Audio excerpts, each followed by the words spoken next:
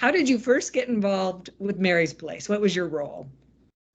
Well, I had been doing a lot of work in Nepal. I had been volunteering over there after they had their major earthquake, and I had seen a lot of people in an underdeveloped country living in tents. And I came home and looked more carefully at the intersection of I-5 and I-90 and realized the people living in that situation were living in far more desperate conditions than the people post-earthquake in an underdeveloped country. And consequently, Mark and I looked at each other and said it's time to get involved locally.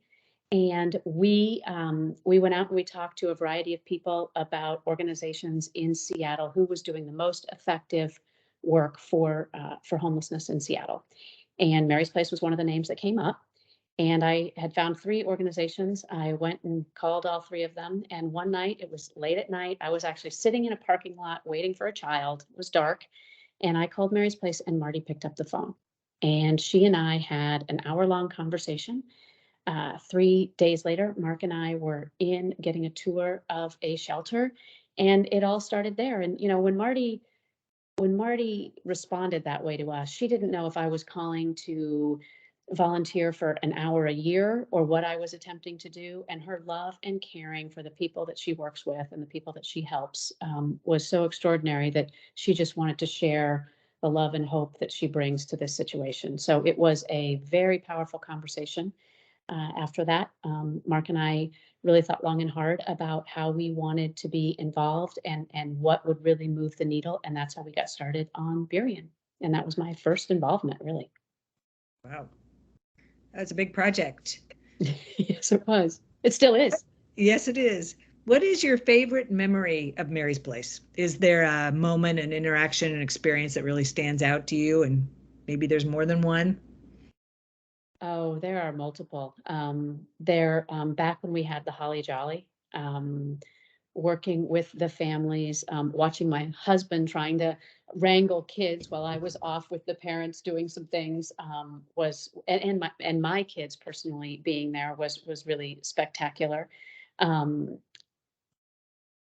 any of the times I have been with Marty in a shelter has been a fabulous experience because you see the love she has for the people, the way they respond to her. If it's the Women's Day Center, if it is the regrade, wherever we are, people come running up to her. She's got big hugs for kids, and it is a really joyous, joyous experience.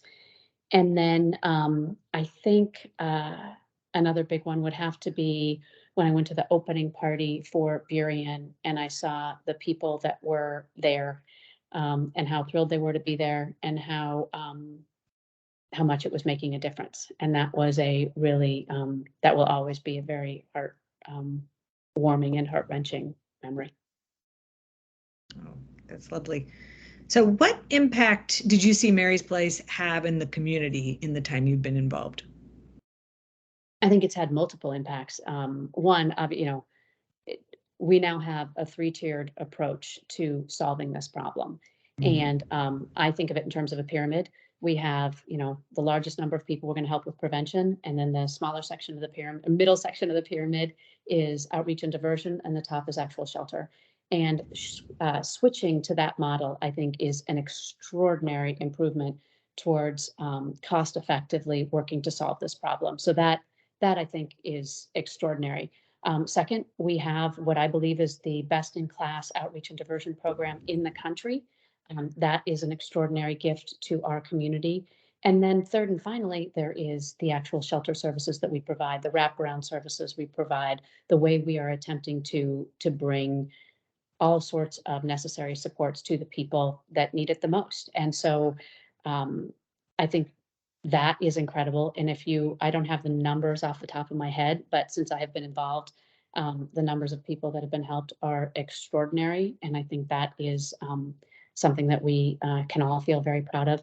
And then finally, one of the things that I think Mary's Place and specifically Marty have done is she has really, through her leadership, the way she presents on this topic, she has gotten a lot of people across this city, county, state, and nationally to think about this problem in a different way and to be much more empathetic and caring. And that is a lasting legacy gift to all of us.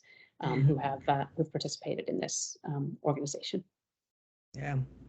Well, and you've talked about this a little bit, but how are some of the ways that you've seen Mary's Place change? Oh, well, when I first got involved, I think of Mary's Place as a bit of a startup. And you can see, you go back to the history when it was, when I was not involved and it was just at the day center and Marty was, pulling things together to get vans, to get people to places. And then when I got involved, it was more that middle stage where there was a lot, there was a lot of groundwork that had already been laid, but there was a lot of fast and furious. Oh my goodness, we need this, we need that. We've got to figure out how to do this. Let's do it. And if it's not exactly right, we'll fix it later, kind of thing. And so we went through that middle growth phase, and now we are really leveling out as an institution with good infrastructure that Marty's been putting into place, and Dominique and the team, and a lot of the supports that are really necessary to be a $35 million organization. And so I think it has grown. I've seen it grow through all those stages that you would typically see a startup company go through, because we're not for profit. We've been through the same ones. Yeah. What's one event or time period that you remember that's particularly important to the history of the organization? I would say the relationship with Amazon. I think that, and not specifically Amazon, but John Shetler. I think that John Shetler's influence on the organization has been extraordinary. I think by him flipping the question and saying, what's your big dream? What's it going to take to solve this problem? He made everyone at Mary's Place think that there was some options, and had people really thinking about what is it going to take? How much money is it going to take? And that was groundbreaking. Not only because it caused us to shift our thinking, but it also led to the Regrade Shelter, which we all know has been an extraordinary gift to our community. And I think that is and then, it's led to a lot of financial support from Amazon. It's led to financial support from the Day One Fund. And so I think that was pretty life-changing for the organization. Yeah. Where would you like to see Mary's Place go directionally in the future?